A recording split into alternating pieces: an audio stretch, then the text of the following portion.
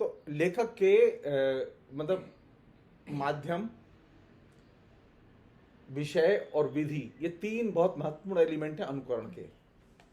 इन तीन एलिमेंट के साथ में जो चौथा महत्वपूर्ण तत्व है जिसकी की चर्चा अरस्तु नहीं करते अनुकरण के संदर्भ में, वह यह है कि लेखक का अपना देखने का नजरिया, लेखक की कितनी बड़ी दृष्टि है, विजन कितना बड़ा है, कितनी दूर तक वो देख सकता है चीजें, इसकी चर्चा अरस्तु नहीं करते। वे इन तीनों की चर्चा तो करते हैं, अनुकरण की चर्चा करते हैं।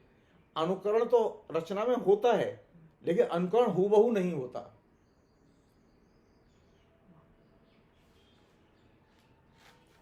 अनुकरण मूलक रचनाओं में जो रूप तत्व हैं, भाषा है, छंद है, अलंकार है, इन सबका प्रयोग निर्भर करता है कि लेखक ने कितना अधिक से अधिक अभ्यास किया है। जिस लेखक ने ज्यादा अभ्यास किया है उसकी रचना में उतनी ही जो है सफाई, चमक, आकर्षण होगा। जिसने कम अभ्यास किया है उसमें उतना ही कम आकर्षण होगा। इसलिए ये जो अभ्यास का संबंध इस बात पर है कि उसकी शिक्षा भी कैसी हुई है और उसने निजी होमवर्क भी कैसे किया है। अब किसी की शिक्षा ही नहीं हुई, अब जाहिर है कि किसी की शिक्षा अगर भागलपुर यूनिवर्सिटी में हुई है और किसी की शिक्षा जेएनयू में हुई है और उसने नंबर सिंह से क्लास पढ़ी है तो उसमें फर्क होगा, निश्चित फर्क होगा। क्योंकि उसे बढ़िया टीचर मिला, उसे कम बढ़िया टीचर मिला। ऐसा नहीं कि भागलपुर में खराब टीचर है, वो हम खराब नहीं है, उसे कम बढ़िया टीचर मिला। तो कहां से वो शिक्षण ग्रहण करता है लेखक, और कहां से वो शिक्षण ग्रहण करके फिर अभ्यास करता है, उसकी उस मेहनत पे ये निर्भर करता है। उसी पर उसकी अव्यंजना या अभिव्यक्ति उतनी ही धारदार होगी, चमकदार होगी, आकर्षित करने वाली होगी। इसलिए ये दोनों चीजें अभ्यास पर निर्भर करती हैं और कहां से ग्रहण किया इस पर भी निर्भर करती हैं। स्वाध्याय नाम की कोई चीज नहीं होती, कहीं ना कहीं से आदमी पढ़ेगा, वो बाप से पढ़े, माँ से पढ़े, शिक्षक से पढ़े, कहीं ना कहीं पढ़ेगा, बिना पढ़े नहीं होता। एक अन्य चीज है जो कि ज्यादा जरूरी है, वो ये कि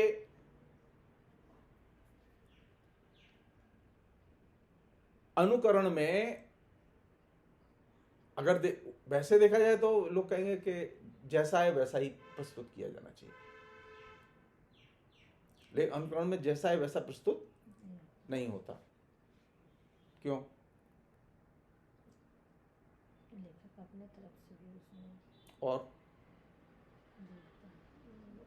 जितना गुरु देखता है तो इतना मतलब समझ सकता है, और निर्भर करता है। कोई और चीज है जो कि लेखक की परिधि के बाहर है, लेखक की अपनी बुद्धि के बाहर है, जो उसकी रचना को प्रभावित करती है, वो है उसका संदर्भ, जिस संदर्भ में वो लिखता है।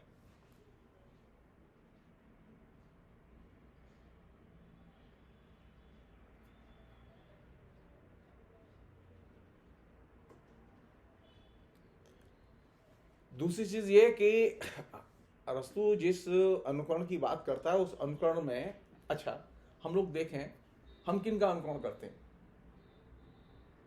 हम या तो जो बड़े लोग हैं, उच्च कोटि के लोग हैं, उनका अनुकरण करते हैं, या हम निम्न कोटि के लोग हैं उनका अनुकरण करते हैं। जैसे हमारे यहाँ पहले विधवा विवाह नहीं था, लेकिन जो निम्न जातियां थी उनमें विधवा विवाह था। शूद्रों में था, पति मर गया दूसरी शादी कर लेती थी औरतें। तो ईश्वरचंद विद्यासागर ने अनुकरण किसका किया?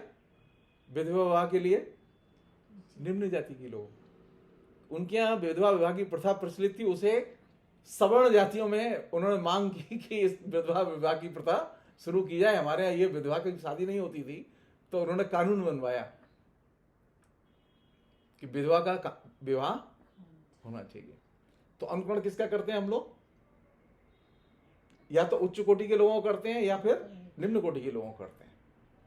हमारे जीवन में जितने भी रूप हैं, कला के, जीवन शैली के, ये सारे रूप या तो उच्च कोटि के लोगों से आए या निम्न कोटि के लोगों से आए।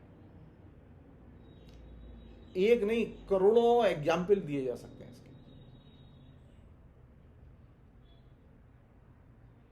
जो बीच में लोग हैं उनका अनुकरण हम नहीं करते, या तो उच्च कोटि के लोगों का अनुकरण करते हैं, निम्न कोटि के लोगों का अनुकरण करते हैं। मसलन, और मजेदार बात यह भी है कि इन दोनों में एक दूसरे से ग्रहण करने की प्रक्रिया खूब है। उच्च कोटि के लोग निम्न कोटि के लोगों से ग्रहण करते हैं और निम्न कोटि के लोग उच्च कोटि के लोगों से ग्रहण करते हैं। मसलन शाहरुख खान ने एक बाल की स्टाइल निकाली, ऐसे बिल्कुल बिल्कुल ऐसे कटे हुए बाल, चारों तरफ से आर्मी कट और बिल्कुल खड़े हुए बाल। फिल्म कल रिलीज हुई और तीसरे दिन मालूम पड़ा सारे झुग्गी झोंपड़ी के लड़के जो है पूरे देश में वैसे ही बाल कटाते हुए घूम रहे हैं। मिडिल क्लास के लोगों को वैसे बाल कटाने में 2-4-6 महीने लगेंगे, लेकिन निम्न कोटि के लोगों को बाल कटाने में ज्यादा टाइम नहीं लगता। क्यों? तो अनुकरण की प्रवृत्ति सबसे ज्यादा उनमें होती है जो निम्न कोटि के लोग होते हैं, या फिर उनमें भी होती है जो उच्च कोटि के लोग होते हैं।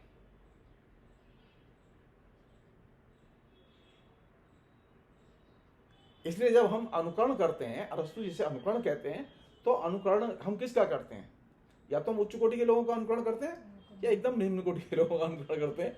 हम जो हमारे कोटि के लोग हैं हम उनका अनुकरण नहीं करते।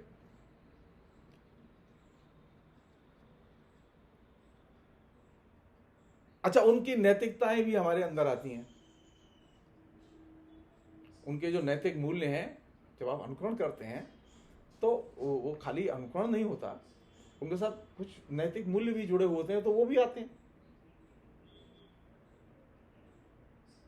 हमने सोचा ही नहीं कभी कि हम जिस चीज का अनुकरण कर रहे हैं उसके साथ में कोई नैतिक मूल्य भी जुड़े हुए हैं। तो जब हम वो चीजों का अनुकरण करते हैं तो उसके साथ में नैतिक मूल्य भी आते हैं, और वो नैतिक मूल्य हमें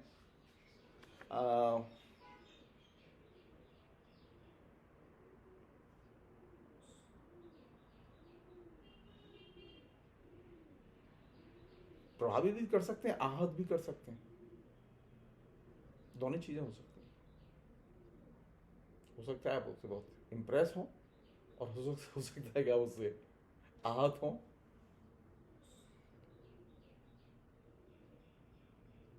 लेकिन उसका असर अलग अलग होता है, एक जैसा असर नहीं होता।